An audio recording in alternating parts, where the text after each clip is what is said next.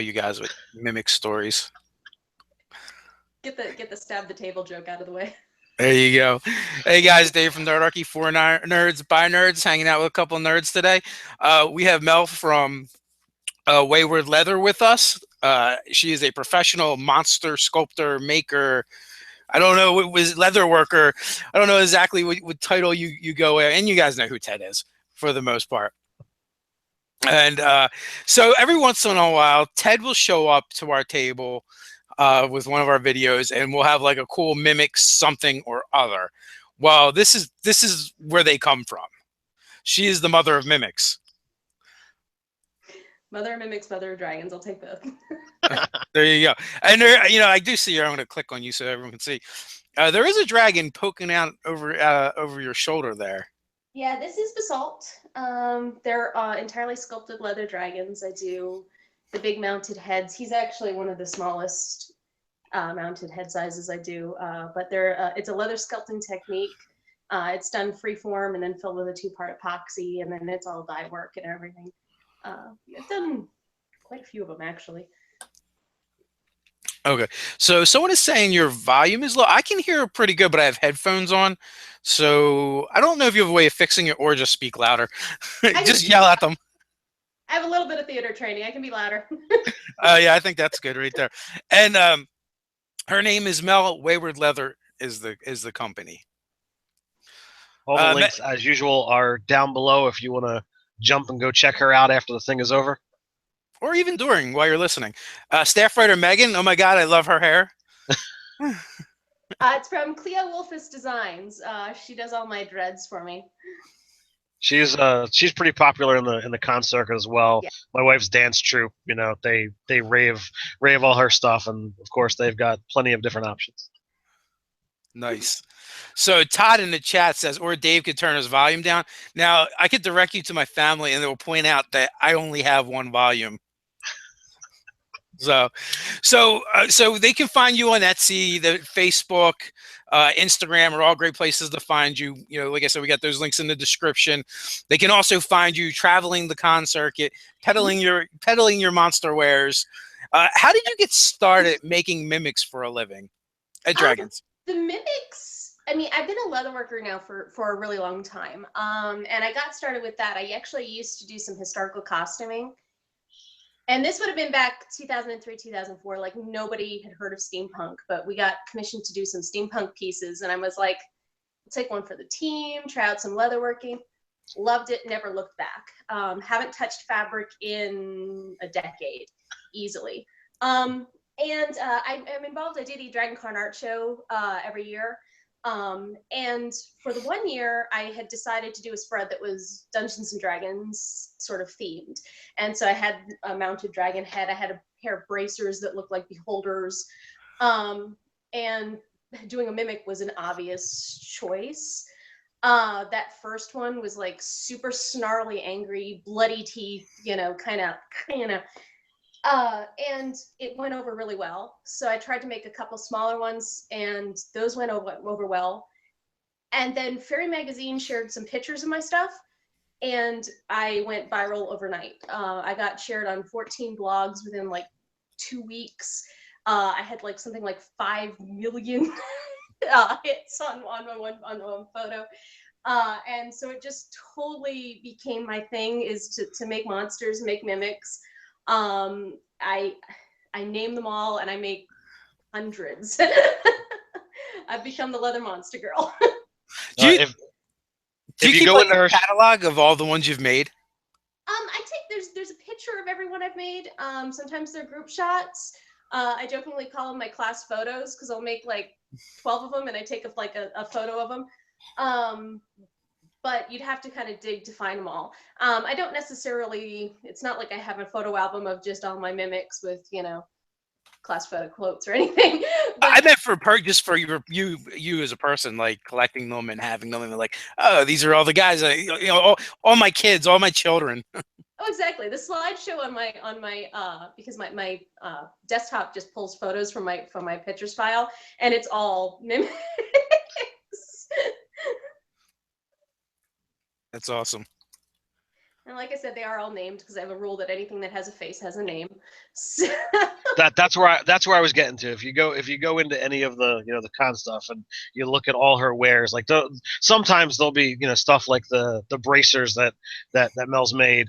If it's got a face, it's got a name. If it doesn't have a face, then it's just a thing. Exactly. Got to spell it out. Huh. Like I said, drag back here. This is Hans. Or no, I'm sorry. This is Basalt. This is Hans. The big box here. I got another dragon off to the side, which would be Desdemona, who was very colorful. I spent a lot of time looking at betta fish before I colored her, to the point that the people at the pet shop were kind of getting creeped out. Because that should be your ultimate goal in life. And I got some other buddies around me here too. I got one that's not finished, which if you guys want to see what they're like before I dye them, the dragons at least. And yeah, so I got Hans here is about as big as I go off the rack. I'll do, and I'm forward a little bit. He's bigger than he looks. I'll do larger. I've done a Foot Locker size one, but it was commissioned. And then that's as small as I go to the little one-eyed babies. And this is Saren.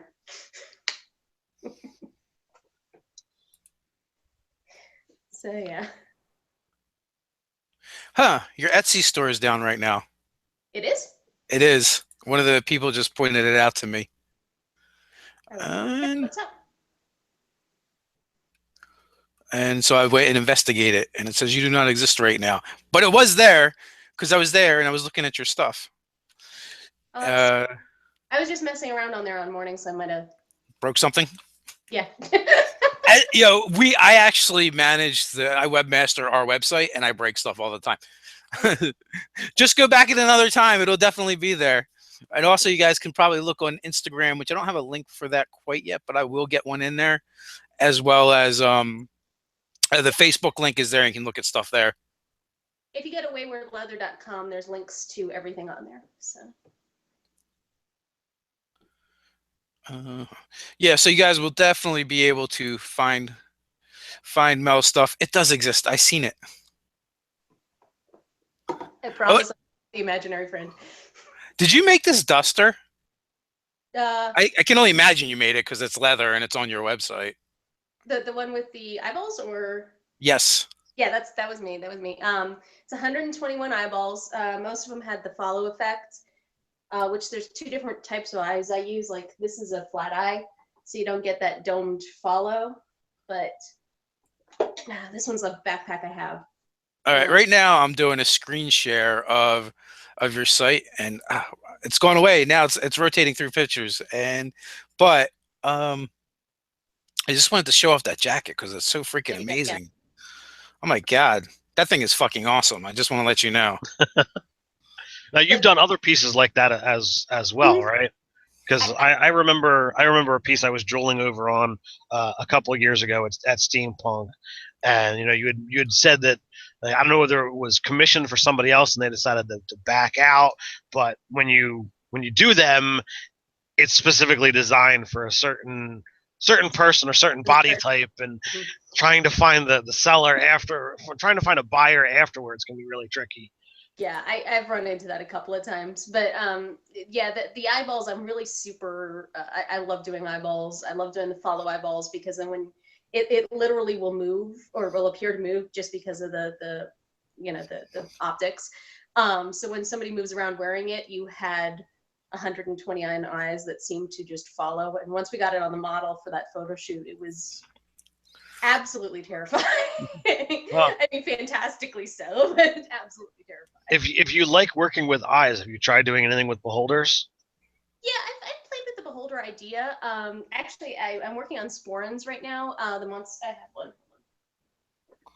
Literally fresh off the rack, just started doing them. And everybody's telling me they look like beholders. But I've done like bracers where I've kind of worked the tentacle sort of idea with like the eye stalks, but you have to flush and kind of more to do it aesthetically. I'm not going to do a big 3D beholder because that would just be fiddly. I am working with tentacles right now, though. Ooh, tentacles. Image Carnival asks, can we see the leather dragon with no color applied? Yeah, sure. I feel like show and tell it in school all over again. Like I said, I'm a visual person. So that's just all the sculpted leather. So you can see now it is just sculpted leather. I'm actually probably going to be working on this before this weekend. You know what? He still looks freaking cool with no color. Absolutely.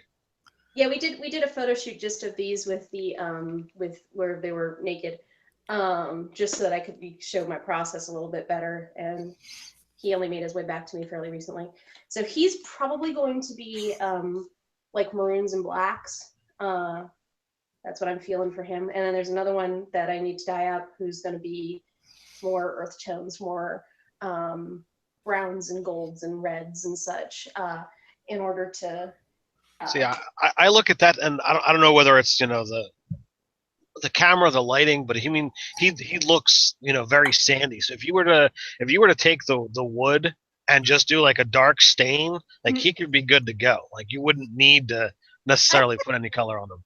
I've had people offer to take them for me that are just undyed, and I probably will eventually. The dye work actually also, because part of it is I put a proprietary epoxy sealant on it, which kind of keeps them, protects it. Yeah. The way I do the sculpture, because it is filled with 2-part lightweight epoxy, basically you're kind of prone, if it gets wet, it traps moisture. So by essentially waterproofing them, you keep that from happening. So there is a method to the madness and a madness to the method. So how long have you been doing this? Did we ask that yet? Like I said, I started, my first pieces would have been about 2004. First started off working with what's called chrome tan leather, which is a lot of the monster bags are going to be chrome tan leather. It's where it's pre-dyed, pre-tanned. You get it and it's done. The stuff like the sculpture work, which I started a year or two after that, is what's called vegetable tan leather. It's tanned from the tannin from an oak tree. And the tanning method leaves it still permeable, so it can accept water, which lets you sculpt it, which lets you stamp it, which lets you mold it, shape it. What they call leather carving is all done with vegetable tan as well. Now, I've been going to steampunk since 2011. So I don't know how early you've been going there, but I attended the first one actually. I attended the first 2 years, and then I moved away for a while, and then I came back and started vending. But yeah. But like when I first met you, like I think you were selling mainly just the bracers, and like instantly I was like, all right, I've got to have one of these. The budget only allowed me to get the smaller version, but it's only been in the last several years that you've been doing the actual monster stuff, right? Yeah, like I said, the sculpture work, the dragons, I have been doing for slightly longer. Okay. The monsters, like I said, it was if actually my first year vending at Steampunk World Fair, and I only know this because it came up on the Time Hop thing on Facebook recently. I had like one mimic in the booth. Okay. It sold like within the first hour. It wasn't my major focus, but it became my major focus just because suddenly people found out about it and went insane over it. And so you do what people like. And I got to play a lot. The teeth on the mimic, when I started going into doing bags, especially because people abuse bags, let's face it, you're going to toss it under a seat in the subway and throw it on an escalator and everything. So I wanted more resilient teeth. And there's a company, it's actually local to me in Makunji, called Smooth On. And if you're a maker, you know Smooth On because they're any sort of epoxy resins, mold making, special effects, makeup art, they do all that. So I walked in and I go, I need to cast these in-house, but I need to be able to make a tooth that's somewhat resilient. And actually got to go up into their maker's play area, and we played until I decided on the product that was best for me, which anytime you're in a corporate headquarters and hitting things with hammers, it's a good time. Oh, that's awesome. So Next Level 88 has a question. basically because we're all in the PA area. Actually, Nerdarchy will be at PAX Unplugged. We will actually be booth girls for Open Legend. Holla. But what he would like to also know is, will you be attending on PAX Unplugged? I will not. My next show is coming up starting this weekend. I'm going to be at New Jersey Renaissance Fair for 3 weeks. Then I'm going to be going down to the Pennsylvania Ren Fair site.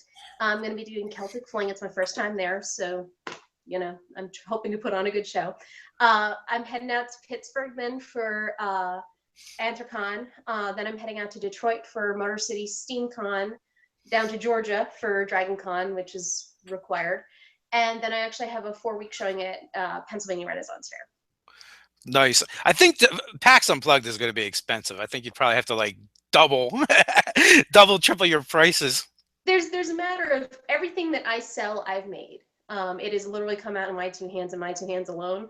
So I have to have this happy medium between what shows do I want to do and what shows will I like not be showing up and handing business cards and going, honest, I swear I made stuff. It's just all gone. Yeah. I imagine like have you had that problem where you pretty much sell out of everything and you're like, I used to make stuff, or I used to have stuff to sell?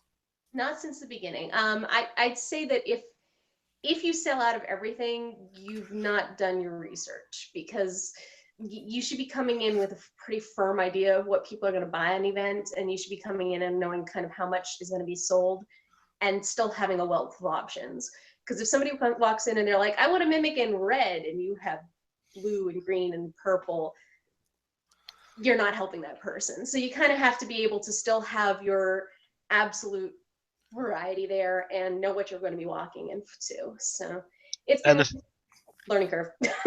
And I would also gather, like, if you're doing frequent conventions, that you're going to need, like, it's not like you can be like, okay, well, Sunday the con's over, now I need to make next weekend's allotment of stuff. None of this stuff are you able to just, turn around, and just snap your fingers and it's done. Like, all of this does require a lot of work. Well, I'm actually running into that right now because the monster bags I do, the actual mimic bags, the base leather, the construction leather, the company. They look like this. Yes. I love my Ludlow. Awesome. Yeah, the company I get the leather from, they ran out the end of February, and probably hate me because it was a nearly daily when will it be back in stock email. But I only got leather. Kill more cows. No, all domestic leather is going to be a byproduct of the meat industry. The majority of the money and reason for the cow dying went to McDonald's, not to me. Oh, I like how you just brushed that off. It's not my fault. The skin's there. It's true. Literally, 2/3 of the leather and the hides in the American meat industry just go into waste. We're literally using up a waste product. But yeah, I ran out of leather basically, and I only got leather in hand a week and a half ago, and I've literally been sewing like a fiend, trying to get up stock again, because I have basically 6 weeks where I'm going to be traveling and I won't be able to. So, yeah. I just can't help but imagine all the sad cows are like, our skin is just waste product. I mean, I'm from hunting country, like, it's drilled into, you can't just take the trophy. You gotta, eat the venison if you're gonna be taking out the deer, and it kills me. It kills me. Well, you're doing your part to, recycle some of that cow. So Tom Boyce actually said, I feel like I met her once at DragonCon. She does go to DragonCon, so I do. I'm an artist at DragonCon. I'm in the art show. Have been for 5 years, 6 years. I'm still waiting on my placement for this year. And I also have the vendor's booth. So the art show, you're going to see the big pieces, the big mounted dragons, the giant, really crazy stuff. It's my excuse once a year to let loose and be like, hey, I really am the best. I do more than just dice bags and belt bags and whatnot. And then up in the vendor's room, you're going to see more of my standard stock. The Minix are going to be up there: dice bags, belt bags, messenger bags, purses, bracers, garb outfits, belts. All of that stuff's going to be up in the vending room. I also try to teach at least one workshop at DragonCon, which has consistently sold out. So yay me. Oh, that's pretty awesome. Yeah, I try to teach leather. It's not a dying art, but it's not exactly a common art. So. Yeah, I kind of want to see a team up with you and Crystal Sully. You're both like mistresses of monsters. She's a really awesome illustrator that does pretty much all monsters. I would love to see what you guys cook up together. So Megan, staff writer Megan, is loving your earrings, the scissors.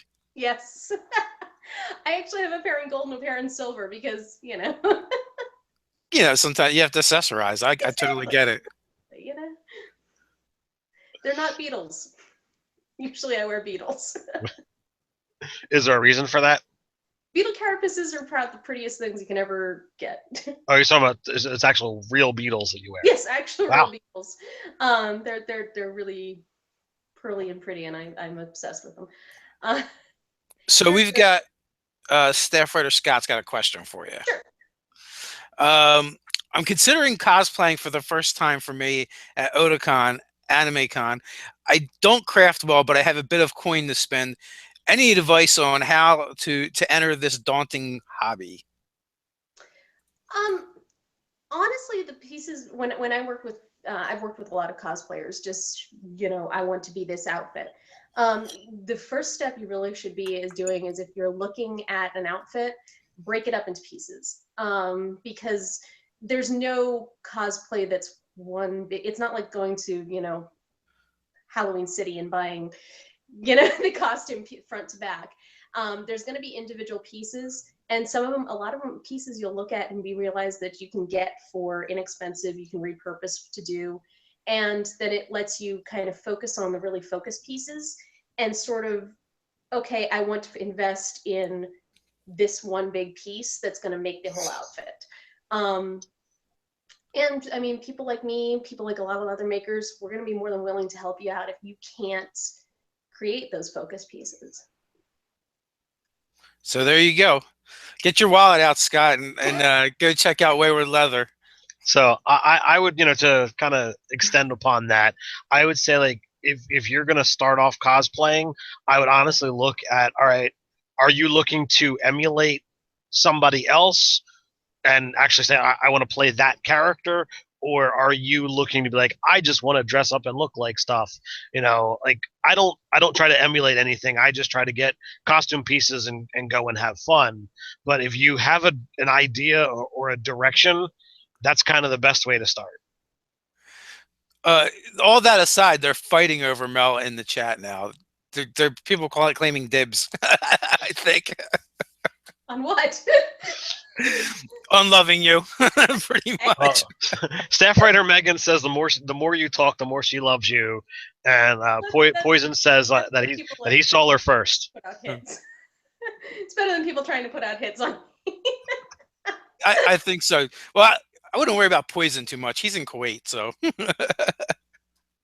Staff writer Megan is a bit closer though. She's in like Ohio. I still have a state line. I can run. Here you go. You have a head start. I have van. We'll travel. Joshua, it's costume stuff for LARP and cosplay? ? Nah, just your everyday wear. Sometimes you just need a leather duster with eyes all over it. Of course. I have had people wanting to buy the eyeball things to wear as a motorcycle gear, which I think would probably cause accidents because it does have a follow effect. I can't imagine driving by and realizing the guy next to you has 100 eyes watching you. But honestly, I mean, my line between garb and everyday has increasingly become blurry to the point that I get stares at Walmart, so I should probably tone it down a little bit.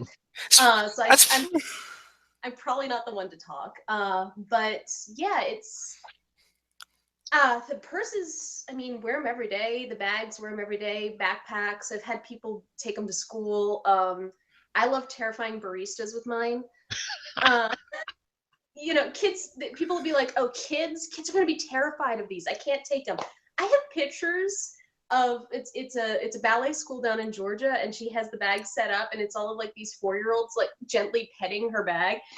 Kids adore them. Baristas are terrified of them. It makes every trip to Starbucks a little bit happier when you flip it up on the table and they go, ah, as you go. So now you either need to find a friend that's a ventriloquist or take up ventriloquism on the side because you could have a lot of fun. I've had with the boxes where people will do the whole making them talk thing. And one of the guys that works for me, Liam's very famous for doing it, and he gives them all very sassy voices. But I actually had someone who was doing a great job of it, and I'm like, hey, you're great at voices. And he goes, I worked for Jim Henson. And I'm like, that'd be why. Oh my God, I so want a YouTube channel with your boxes just talking now. That would be amazing. I was packing up a bunch, and my mom was there, and she's like, oh, so where are those going? And I said they were actually going to a military address, and she had them singing over there at me. So I tucked a note into that box, and I'm like, just so you know. So we have a comment here that S. Daniel would wear that duster every day, especially to threaten the little kids. Didn't we just discuss it doesn't work on little kids? They love it. It's baristas that you'll have to threaten. Well, no, I said the bags, because the bags have faces, not, horrific eyeballs. But this is me. I embed eyeballs on everything if I could get away with it. So do you have a best or worst con story? Oh, I have so many. I don't even know where to start. I had Stanley walk by my booth, and he was complimenting everybody as he was going because security was, the room wasn't open yet, it was in the art show. And security's like jolly hopping him through the room because it was closed to the public so they could use it as a transport. And as he's going, I said he looked like the Pope because he was just kind of like doing this as he walked by to everyone. And he goes, nice leather work, which there you go, that's a great one. You're like, can you say that again and get the camera out? Yeah, no pictures in the art show.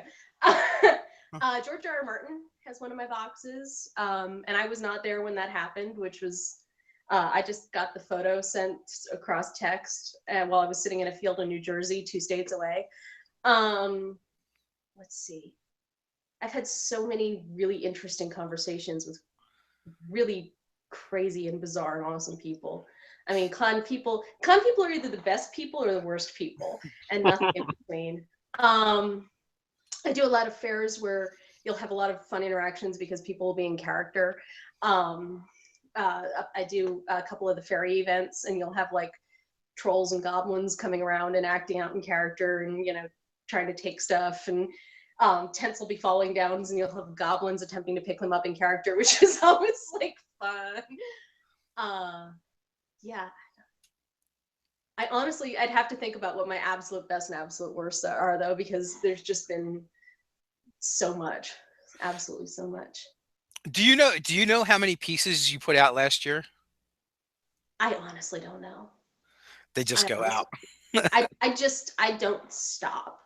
And I keep weird hours. So, 4 a.m. and suddenly they'll be like banging and hammering, and I'll be making up belts or whatever. So it's really hard to say. I just don't stop. Gotta keep the factory flowing. Exactly. I'm a one-woman machine. That's awesome. And so I imagine it's got to be hard because everything is handcrafted. So there's just a limit to how much you can do. Do you have any apprentices or have thought about bringing on somebody? No. I don't really have the space. If you would see my actual workshop space, it is obscenely tiny. And so there's really rarely any space for anyone but me. I'll have like my dad will come and help me cut out pieces like for dice bags and stuff. My mom laces all my bracers. She'll just like give them to my mom and she laces them up. I've had a couple of friends who'll come by and just be like, for a day or two just to visit. And while they're there, they, is there anything I can do?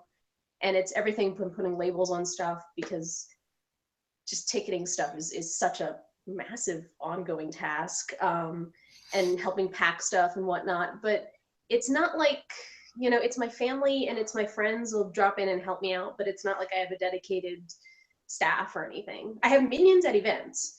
The difference between a minion and an employee is you feed a minion, you pay an employee. So I literally have people who come around for pizza and at DragonCon sushi. That's our big thing is sushi at DragonCon. Well, Nice. I mean, it's also important to have those minions so that you can go get food, you can go take care of necessities, and actually be able to see the con itself, right? I don't know how to do cons. I have worked cons for so long that at this point, not having something to do almost becomes strange for me. I did a show recently where they just had me in the art show and then they had me teaching a class. And it was like I set up and they're like, okay, yeah, tomorrow come back for your class. And I'm walking around going, oh, there's a schedule. It's so alien to me to not be at the booth or not, working in some way, shape, or form that I've almost spoiled myself for it, Well, you got, I would imagine that that's a big way that you're going to be paying your bills. So you're working, you've got to, you're hustling. You got to hustle. That's the way it works. So you don't have time to enjoy the con. No, I mean, you do, because people come by.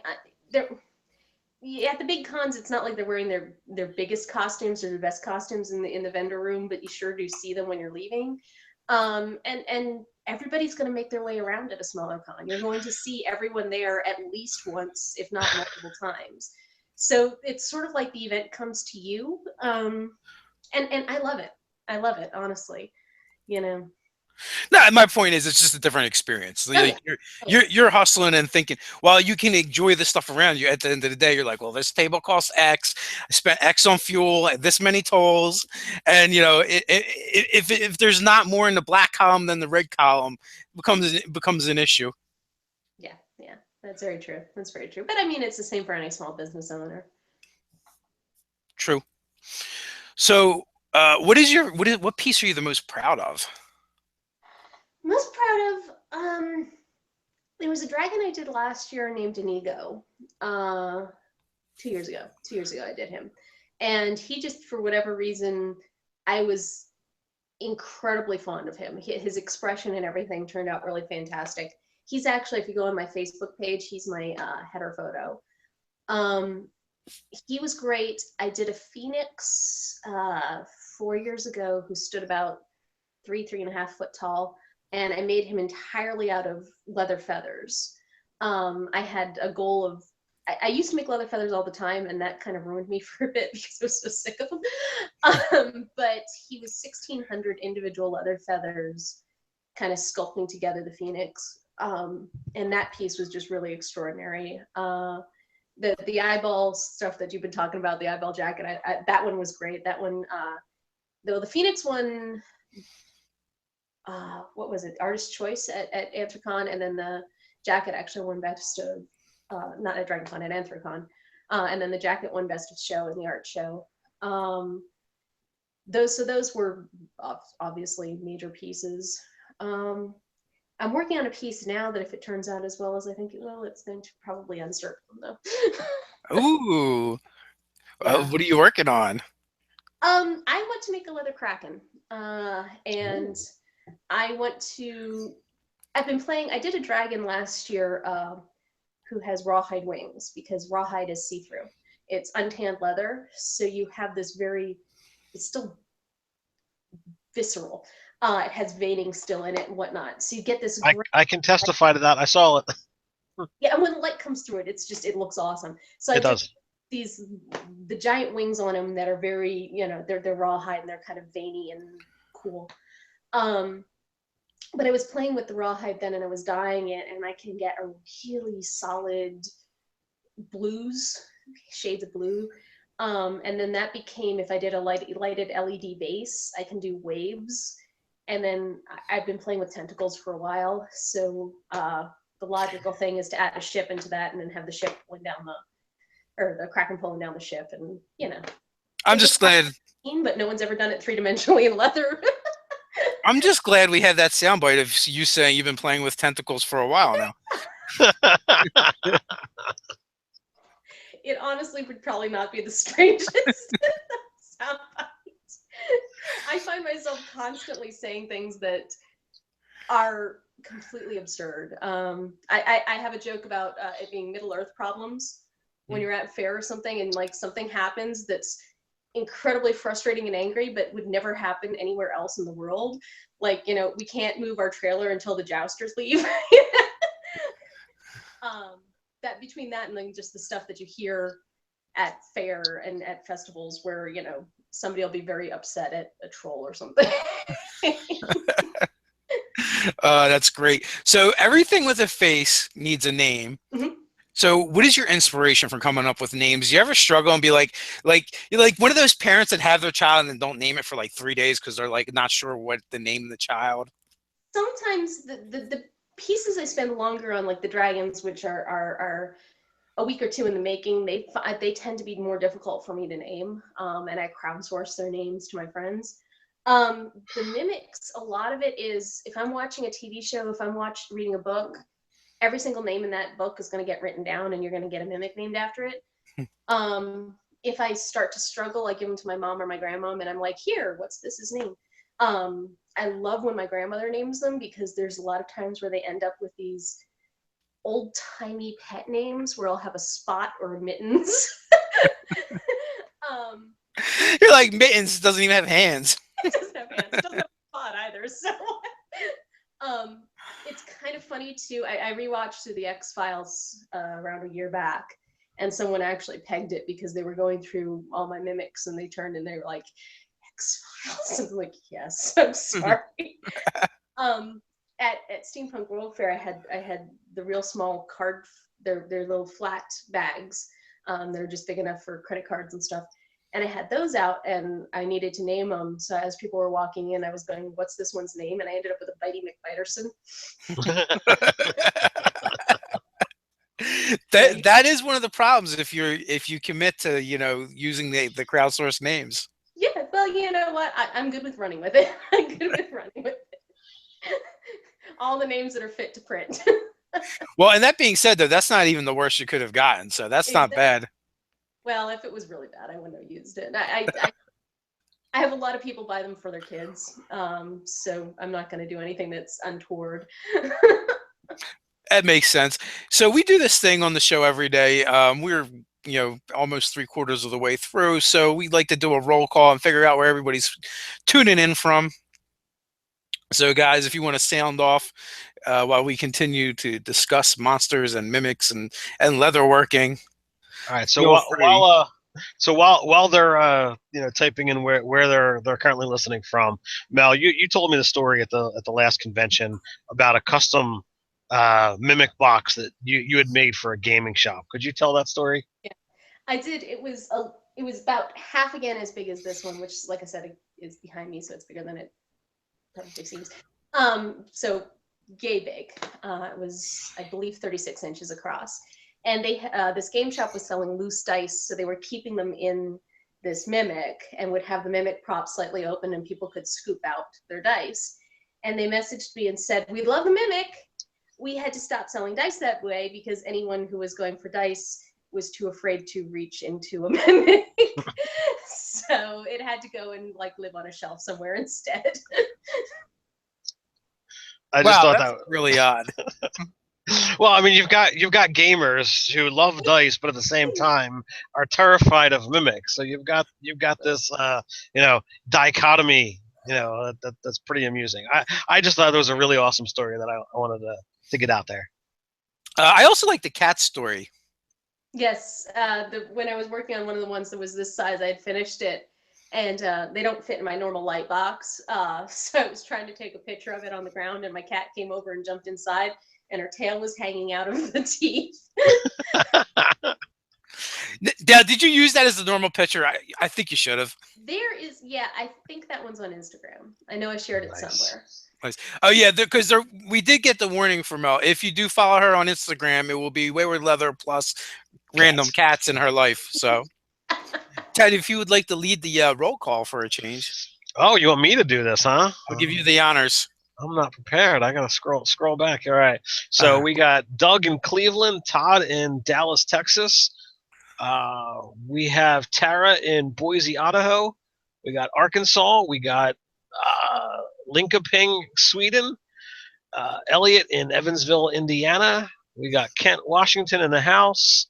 Venture, California. Portsmouth, Ohio. Columbia, South Carolina. Seattle. Comic Book University coming from beyond this time. We got Georgia, California, Baltimore, Spain, Kuwait, as Dave said earlier, Washington State, another one in Sweden, Southern California, nice and hot this morning. Andrew from Corpus Christi. We got Nevada. We got Michigan. We got another Ohio. And Minnesota. Nice. So we got people tuning in from basically all over the world, which is always awesome. We don't have a regular Denmark, though. Denmark's here a lot of times, but I think Sweden is more of the regular. And it's also funny when you get one like Sweden and then you see another one, then you like have to scroll back and like, is that the same one that listened to us? No, there are literally 2 people in Sweden watching us right now. So I don't know. Awesome. I'm easily amused, and that's what amuses me. But it's okay. So someone just asked, Comic Book University asked us about something, but actually, that kind of makes me think. So he just asked us about it. Renew D&D BFFs for the Mimic and Ruster Monster team up, which would be really cool. But that makes me go like, could you make a Rust Monster? Do you know what that is?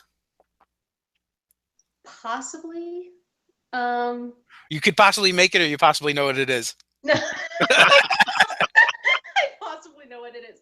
No, I can possibly make it. I'm very rarely stumped. Occasionally, the medium of leather does have its limitations, and occasionally someone wants me to defy the laws of physics, which I haven't quite figured out how to do yet. Well, I would imagine the long antenna would be the most difficult part. Not as much as you think, because I do braid it.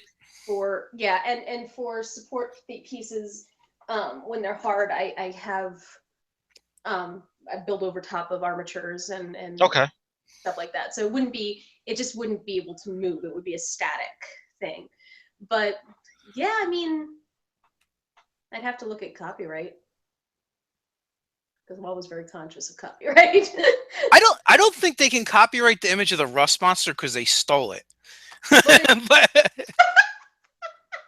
well, no, literally, like a lot of the early monsters came in this like Japanese bag of toys, and they're like, "Oh, well, this is a monster and this is a monster," and then they statted them up. But yeah, I don't know. I guess wait a minute, could we call it satire? Because I know Futurama uses D&D monsters all the time, including a Rust Monster. If you put like a Groucho Marx mustache and glasses on him, I think you're totally legit.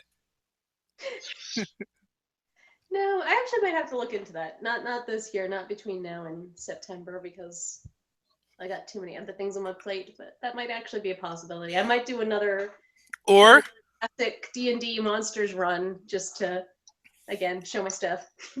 Or occasionally, like I've seen like Watts commission different things, like when they had the giant beholder and stuff. Have you ever thought about like reaching out to Paizo or Watts or any of the other big companies, be like, "Hey, I make this really awesome fantasy stuff out of leather. Do you want to check this out?"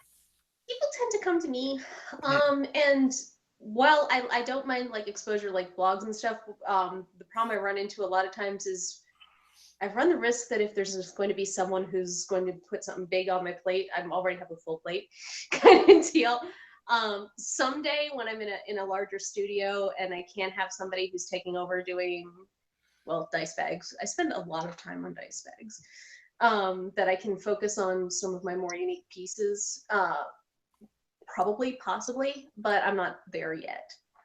I think you should just go straight to just museum pieces and just do these giant leather monsters. That would be awesome. I would love to do that. Honestly, I joke that I have a leather sculpting habit and I support it with dice bags. That's awesome. As it should be, as it should be. Exactly. You know, everybody has to have their thing. But how many hours a day do you spend just working on this stuff? like I said, I don't stop.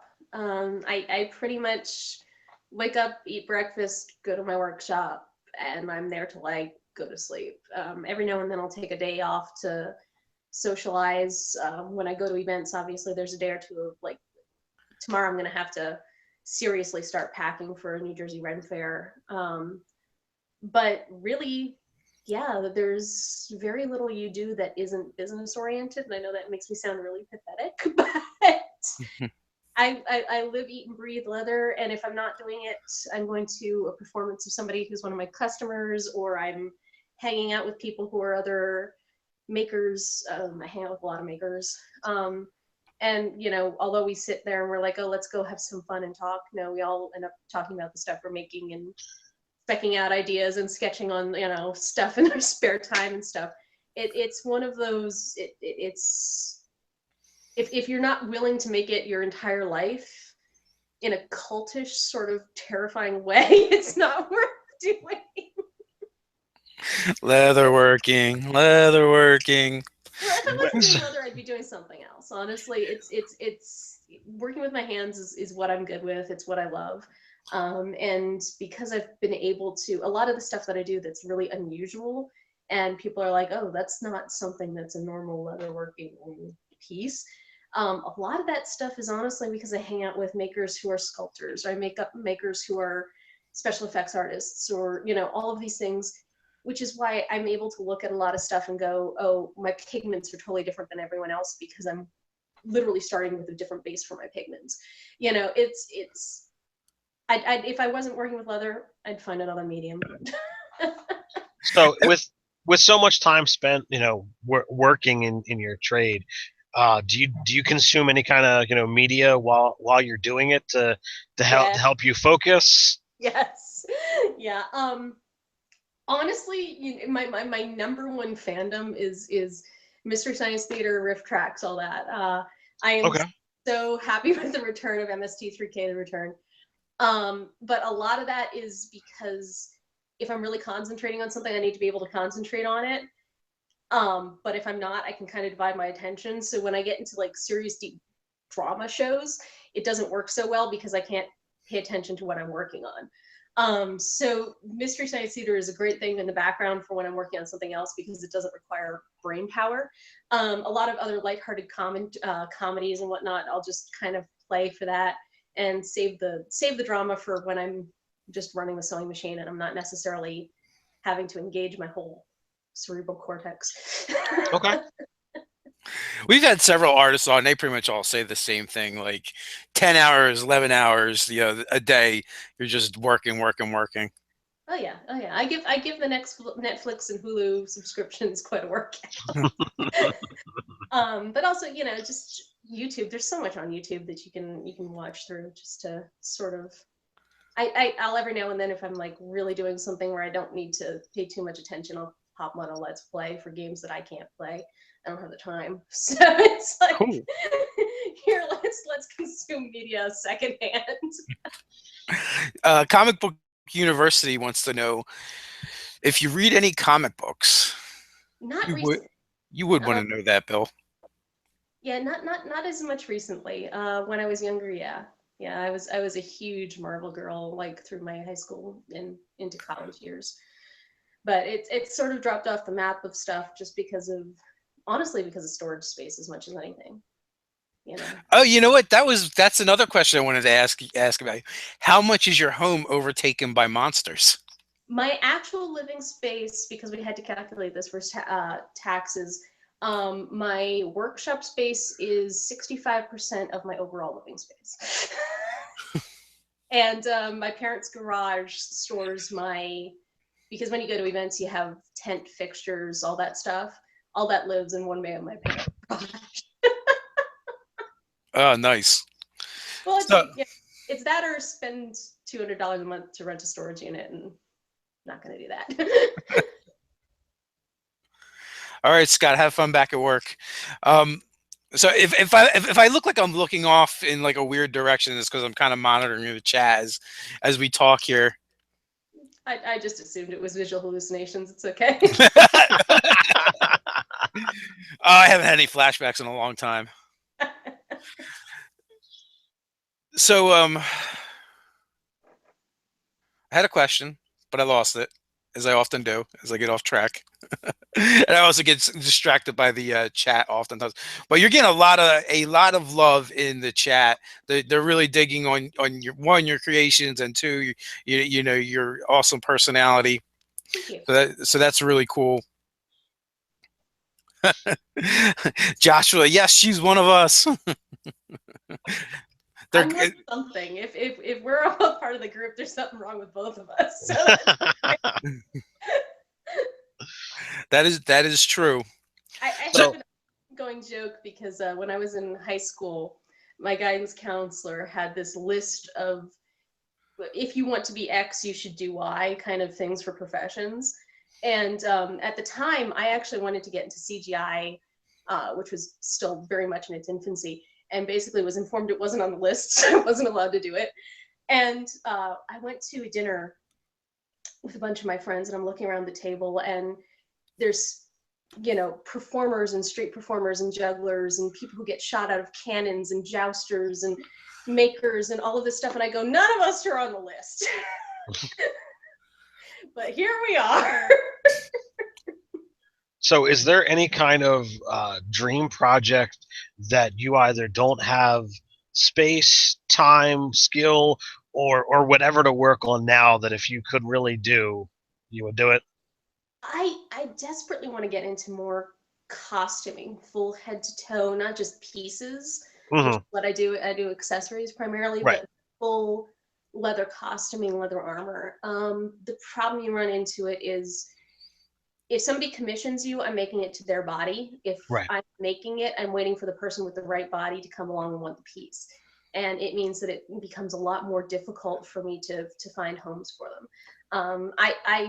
I totally envision, like, I want to do photo shoots on horses with like elven armor and all that crazy stuff. I want to do full all out like necromancer pieces that made like look like they're made from grody human flesh. I want to make, you know, I want to make like I want to make the costuming for a movie that hasn't been invented, but totally needs to be written.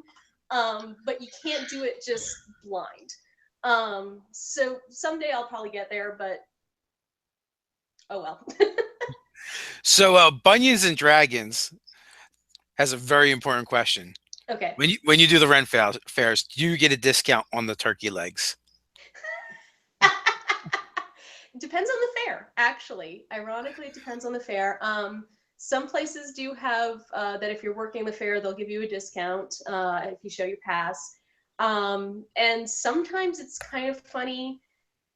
The amount of trade and barter that happens within the Renaissance community would probably shock you, and the strange things get traded and bartered.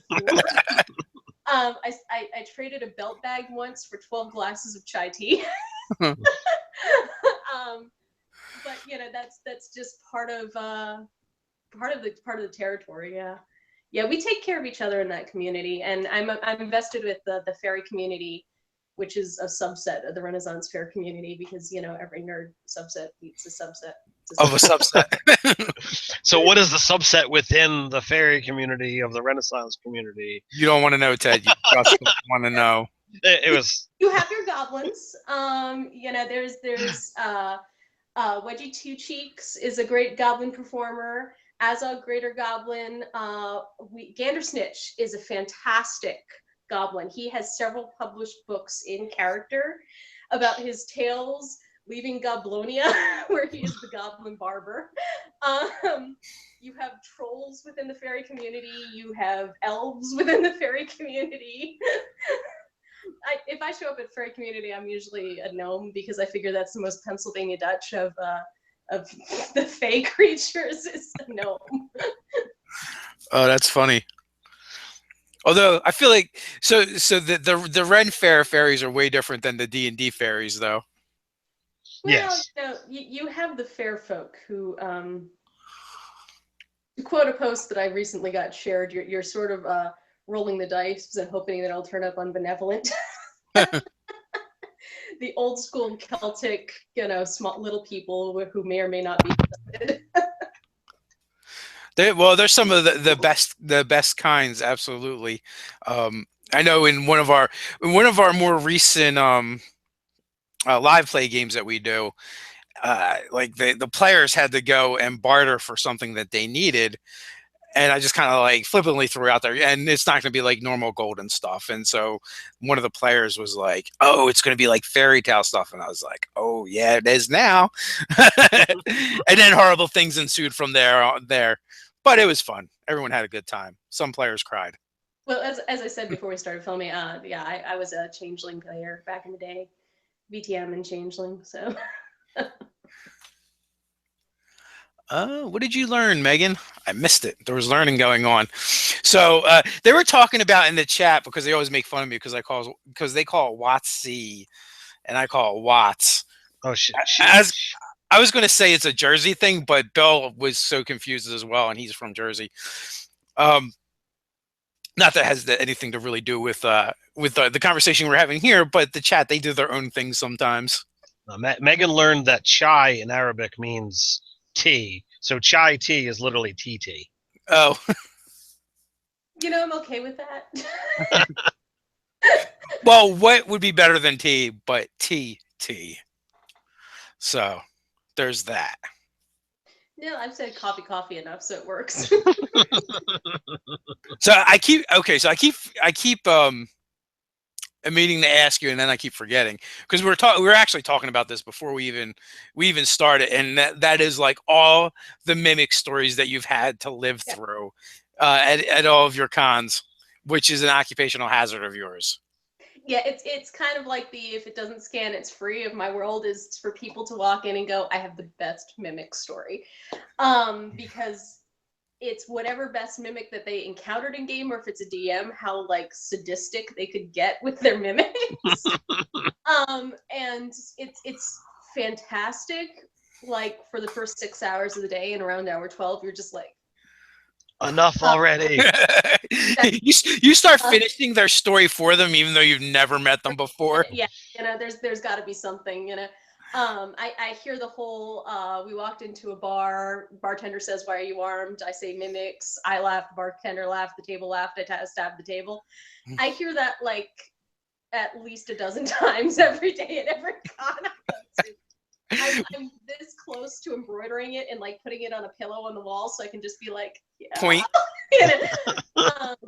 But yeah, I've heard everything from actually one of my minions who works for me has a story about how he set his group, basically walked into a castle, and the castle itself was a Mimic, so they didn't realize they were devoured until like an hour into the game in the castle.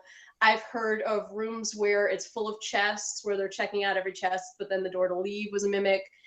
Chests that you open up and every single gold piece is a little Mimic. Basically, if it exists, or if anyone has thought to do it with a Mimic, I've heard it. Have you heard the party befriending the Mimic? Yes, I have heard of many friendly Mimics. But I actually say that people's fandom shows when they walk in my booth, because I'll get, oh, it's the book from Harry Potter. And I actually, Nerdist did a write-up on me, and they were like, oh, Hagrid would love to own one. So I do have some Harry Potter cred there. But then I get also the luggage from Terry Pratchett. Those people say that. And it's funny when people say Mimics, my follow-up question is, where do you know Mimics from? And the hysterical thing is people are always like completely aghast, like, well, of course I know them from Dark Souls, and I'm like, yeah, because they exist nowhere else, you know. Or it's like, well, you know, D&D. I've been told that there was an old Sid and Marty Krofft like TV show that had a Mimic like character in it. I don't know, it was before I was born. I've been told there's like a kids game. So I'll have like 5-year-olds that walk in my booth and are like, it's a Mimic. And I'm like, how do you know that? You know? So it's kind of really funny to me, just the sheer number of different references people get to something when it's sort of, it's such so much in the consciousness of sort of public people that you don't realize it. I don't know. Do you ever write any of that stuff down? I've actually just started writing recently. But Well, the reason why I ask is I feel like you could do this like awesome shopkeeper book, like semi autobiography, just from going to cons and stuff, and then hearing like everyone's fictional story, but then you put in the book as a real story instead of fictional. yeah, just have like beleaguered shopkeeper, sort of like the story of an NPC. Yeah. The main character in this book is actually the NPC. That'd be fantastic. That'd be fantastic. I joke that I am the NPC at events. So people come in, you say the same jokes, tell the same stories over and over again. Now you got them started. Now they want to tell jokes in the chat. Sorry. You never know what's going to set them off or what direction they're going to go in. That's all right. It's all part of the community and the fun. So we are right at the hour mark. If you want to real quick run through where you're going to be again so people can find you, and I'm sure the Etsy store will be up and running again soon. Yeah, as soon as we're off, I'm going to fix that. I'm not quite sure what I toggled off there, but it can't be good. So my show's coming up this weekend. It's going to be New Jersey Renaissance Fair, and that's going to continue for 2 more weekends. After that, I'm going to be down Celtic Fling, which is at the Pennsylvania Renaissance Fair site. I'm going to be out to Pittsburgh for Anthrocon. Then I'm heading out to Detroit, which it's going to be my first time in Michigan, so yay.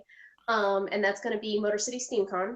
And then down to Atlanta for Dragon Con, which is my biggest show of the year, and I'm all over Dragon Con. Hopefully we'll be teaching a workshop there. I won't know for another 2 months. But if I am, please attend. I always sell out, so get there early. After that, I'm going to actually have a 4-week showing at Pennsylvania Renaissance Fair. You can find me online. It's www.waywardleather.com. That'll link you to my Facebook, my Instagram, all those fun things. I'm most active on Facebook, though. So if you're trying to get a hold of me, that's usually your best bet. Nice. I will actually add the website to the description. The other things are already there. And Facebook, is that where they're most likely to see where you're going to be next? Yeah, I have my full event listing on there, so it'll have links to where you can buy tickets and the websites for the respective shows and stuff.